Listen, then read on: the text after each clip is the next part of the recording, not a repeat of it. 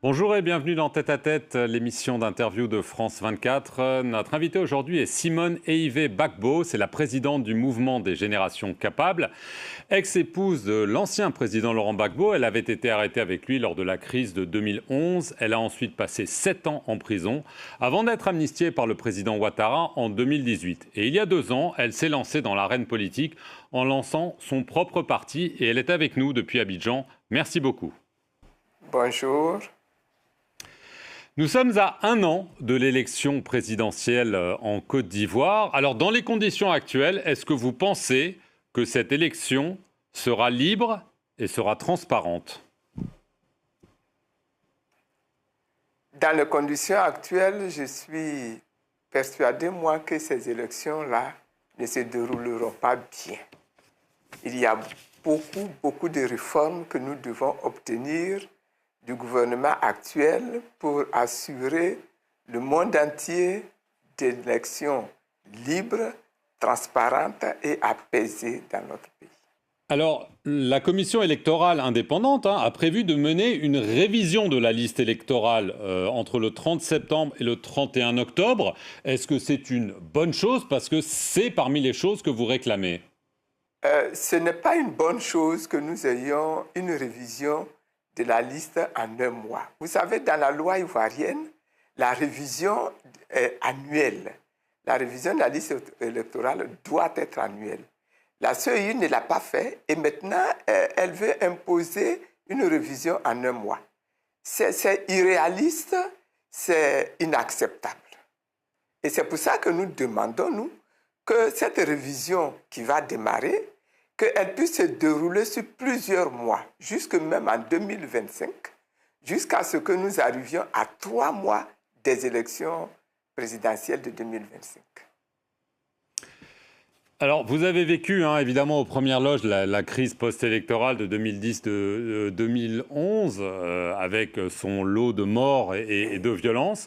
Alors, est-ce que vous craignez que, justement, si les conditions ne sont pas les bonnes, vous avez parlé d'élections apaisées, est-ce que vous craignez à nouveau des élections violentes? Je rappelle quand même que le dernier scrutin présidentiel, on avait eu des violences et 85 morts officiels. Ben Justement, et c'est ce que nous craignons. Et c'est pour ça que nous demandons qu'un dialogue soit organisé au niveau de tous les intervenants sur l'échiquier politique national pour qu'ensemble, on s'accorde sur ce qu'il y aurait à faire, la révision des listes électorales, le découpage électoral, la sécurisation des élections, le financement des élections, que nous nous asseyions, que nous discutions en homme responsable, en parti responsable, en institution responsable, de toutes ces questions-là, et que nous adoptions un point de vue commun. Voilà ce que nous demandons. Sinon, vous craignez le pire? Si ça se fait, nous pourrons avoir des élections apaisées. Et sinon? Et sinon, il y a encore ce risque-là que les désaccords entraînent des débats, des discussions, des manifestations publiques qui vont provoquer encore l'échauffement du climat social et du climat politique. Selon vous, selon votre lecture, Alassane Ouattara a-t-il le droit d'être un nouveau candidat et pensez-vous qu'il va l'être? Bon, si je pense qu'il va l'être, en tout cas c'est ce que les membres de son parti annoncent et proclament chaque jour, qu'il va être leur candidat. Maintenant, est-ce qu'il a le droit d'être candidat? J'ai dit, si nous regardons nos textes, il n'avait déjà pas le droit d'être candidat en 2020. Alors aujourd'hui, il en a encore moins de droits. Mais bon, est-ce que nos textes sont respectés? Voilà la grande question. Alors, pendant ce temps, on voit une tentative pour l'opposition de s'organiser. Le 9 août, 11 partis se sont réunis à Abidjan et c'est vous qui avez lu une déclaration commune réclamant ce dont on vient de parler, un dialogue inclusif, des réformes électorales. Alors, est-ce qu'on peut, de façon réaliste, avoir une union de l'opposition et éventuellement une candidature unique en 2025 ou sinon un accord de désistement pour celui qui sera en tête? Pour l'instant, ce que nous souhaitons, c'est une union de toute l'opposition pour obtenir les réformes électorales. Maintenant, est-ce qu'il y aura un candidat unique? C'est une question qui sera traitée en second point. Dans le premier point, ce que nous souhaitons là, c'est que nous nous mettions tous ensemble pour avoir la révision de tous les textes qui organisent les élections et de l'institution, c'est-à-dire la CEI, qui est chargée, n'est-ce pas, d'organiser les élections. Mais la question de qui va être candidat, est-ce qu'il y aura un candidat unique de l'opposition, c'est une question qui n'est pas encore traitée. Alors, à la mi-juillet, Laurent Gbagbo s'est rendu dans votre fief à Beaunois pour lancer un appel à toutes les forces politiques d'opposition. Il y a eu donc ensuite votre déclaration commune dont nous venons de parler. Et un proche de Laurent Gbagbo, Abou Cissé, vous a vivement attaqué. Je vais le citer. Il dit « Je désavoue fermement Simone Gbagbo pour sa démarche qui crée la confusion au sein de l'opposition ivoirienne et qui renforce le régime du RHDP. » Et il a aussi ajouté « L'argent est nécessaire, mais se renier ou trahir sa vision pour quelques billets de banque, c'est de manquer de respect à soi-même et à ceux qui croient en nous. » Votre réaction à ces propos très durs? Mais nous avons réagi officiellement à ces propos, parce que d'abord, nous avons commencé à agir bien avant le PPACI. L'appel de Beaunois est arrivé bien après que nous ayons démarré notre initiative. Deuxièmement, le PPACI lui-même est signataire de la déclaration que j'ai lue au nom de toute l'opposition le 9 août. Et donc, la déclaration de M. Abou Cissé est venue comme une aberration dans le système. Et c'est pour ça que nous le lui avons fait remarquer.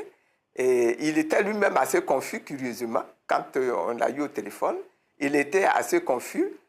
Donc, on a fait une déclaration officielle pour montrer que tout ça, c'est inutile, ça court le risque d'opposer, de diviser l'opposition qui est en train d'essayer de s'organiser, de se mettre ensemble.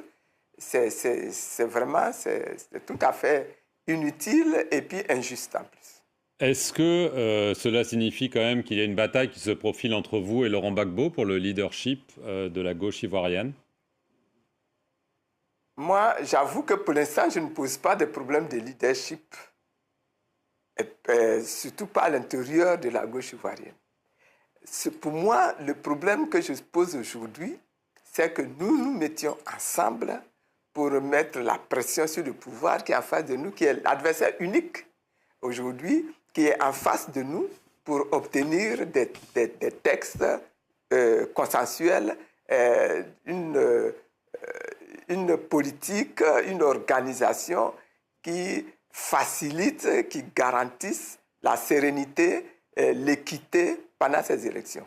Après cela, là, si Gbagbo est candidat, il sera candidat. Si je suis candidate, je serai candidate. C'est celui qui sera préféré qui gagnera. Je n'en fais pas un problème, moi. Pour moi, ce problème-là, il est secondaire.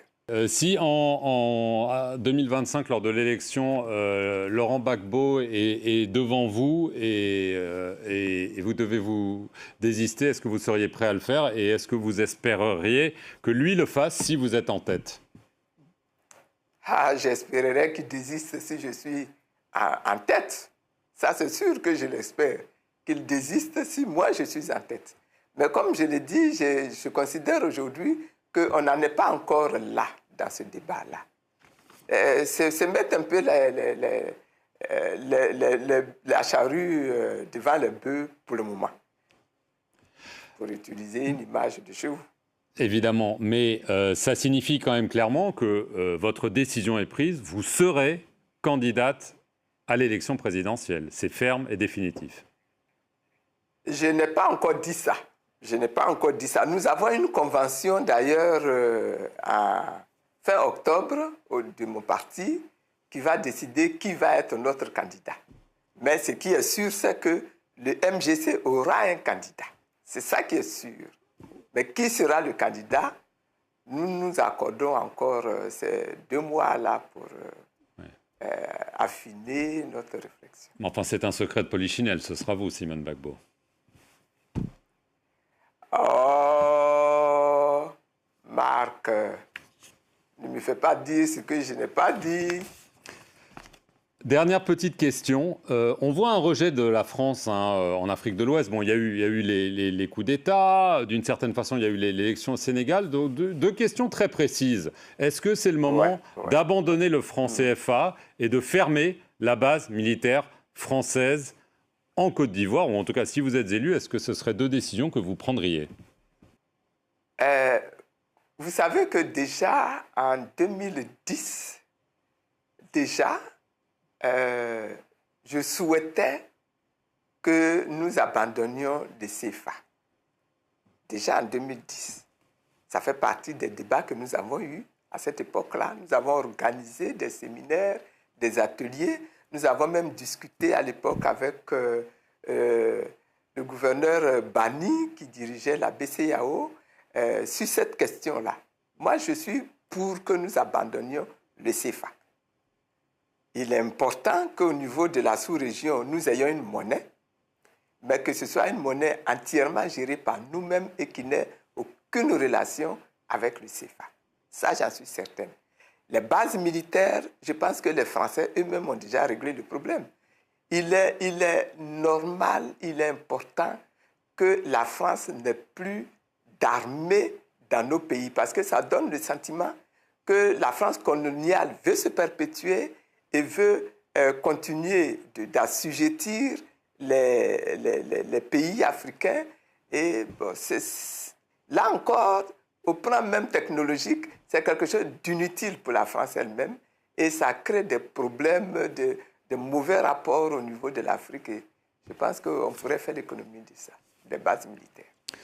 Simone et Yves Gbagbo, merci beaucoup d'avoir répondu aux questions de France 24 depuis Abidjan et merci à vous tous d'avoir suivi cet entretien sur nos antennes.